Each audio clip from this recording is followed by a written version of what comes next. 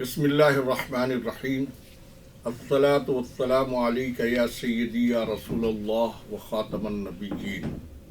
ناظرین کرام، آپ دیکھ رہے ہیں لائیو ڈیجیٹل نیوز اور میں ہوں آپ کا میزبان سراج الدین امجدی۔ اللہ کریم سے امید ہے کہ آپ جہاں بھی ہوں گے بخیر و عافیت ہوں گے۔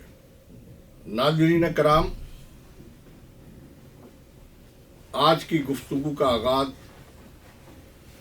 موجودہ وفاقی وزارت صحت اور محکمہ صحت سندھ کے حوالے سے میں کروں گا۔ مجھے انتہائی افسوس کے ساتھ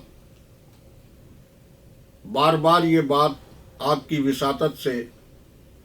بے حس حکمرانوں کو جگانے کے لیے کہنی پڑ رہی ہے کہ national institute of cardio vascular doctor Nadeem Qamar جیسے انتظامی سربراہ کی سربراہی میں 20 ارب روپے کے مبینہ غبن کا معاملہ، جو کہ گرین بک میں بھی شائع ہو چکا ہے، وہ تاحال ایوان کی پبلک اکاؤنٹس کمیٹی کے پاس حساس نوعیت کی قومی لوٹ مار کا یہ معاملہ اب تک نہیں پہنچا ہے، جو کہ بہت بڑا سوالیہ نشان ہے۔ اور حکمران جنہوں نے نہ صرف اس گزشتہ 7-8 ماہ کے دوران احتساب کے قانون میں رد و بدل کر کے اپنے ذاتی لوٹ مار کے کیسز کو ختم کروایا ہے، وہاں قومی لوٹ مار کے یہ کیسز بھی تاحال کسی بھی فورم پر نہیں آ سکے ہیں۔ اور اس سے پہلے کہ سندھ ہائی کورٹ نے نیب کے سربراہ اور نیب کے ڈی جی کو بھی طلب کیا تھا، ان کی جانب سے اس حوالے سے کوئی مناسب جواب داخل کیا جاتا،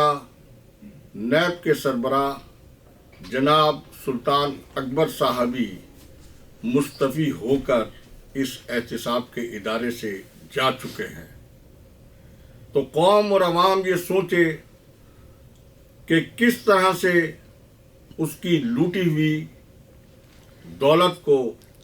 اور اس کے خزانے کے معاملے کو سرد خانے کی نظر کیا جا رہا ہے۔ اور اگر اسی تسلسل میں محکمہ صحت سندھ کی جانب نظر دوڑائی جائے تو یہاں پر بھی کوئی مریض دوست اقدامات دیکھنے میں نہیں آ رہے ہیں۔ صورتحال تو یہ ہے کہ پنجاب کی ڈرگ ٹیسٹنگ لیبارٹری عالمی سطح کے اوپر رجسٹرڈ ہونے جا رہی ہے، اور محکمہ صحت سندھ کی ڈرگ ٹیسٹنگ لیبارٹری کا یہ حال ہے کہ 20 گریڈ کے سینئر افسر کی اسامی پر 19 گریڈ کے جونیئر ترین افسر کو لگایا گیا ہے، اور اس کی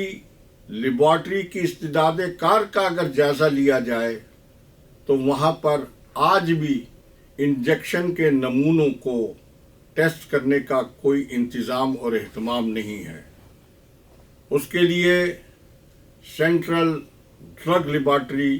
وفاق سے حکومت سندھ کو رجوع کرنا پڑتا ہے،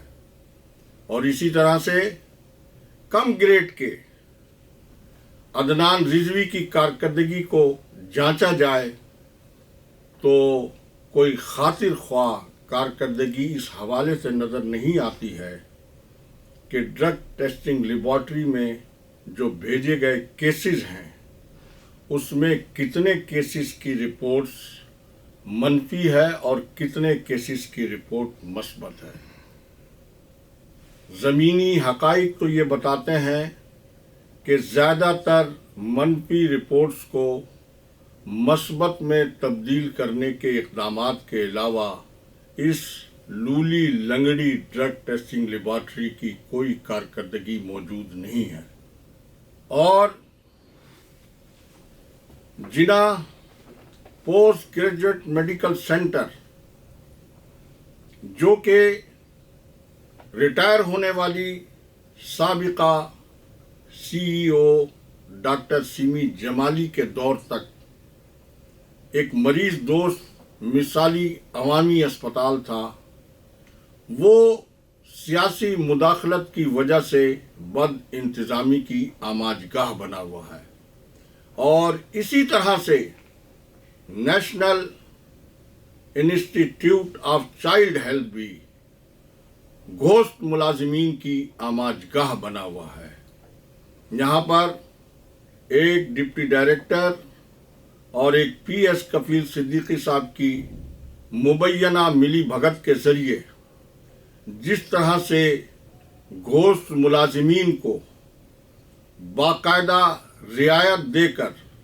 اسپتال کے علاج معالجے کا نظام ہے، اس کو تباہی اور بربادی کے دہانے کے اوپر پہنچا دیا گیا ہے۔ اور اسی طرح سے سندھ سروسز اسپتال میں پیرا میڈیکل ٹیوٹر کو وہاب اللہ یوسفانی کو اکاؤنٹنٹ بنا کر کھلے عام رشوت خوری کا مرکز سندھ سروسز اسپتال بنا ہوا ہے۔ کوئی بھی ایسا بل اور ایسا حساب کتاب کا عمل جس پر رشوت دیے بغیر اس وقت سندھ سروسز اسپتال میں وہاب اللہ یوسفانی جیسے مشکوک، متنازع اور غیر قانونی اکاؤنٹنٹ نے وہاں پر لاقانونیت کا ایک بازار گرم کر رکھا ہے۔ لہذا اس اجمالی تفصیل کے ساتھ آپ یہ بخوبی محسوس کر سکتے ہیں کہ وفاقی وزیر صحت عبدالقادر پٹیل صاحب اپنی ہی پارٹی کی رکن قومی اسمبلی ڈاکٹر شازیہ سومرو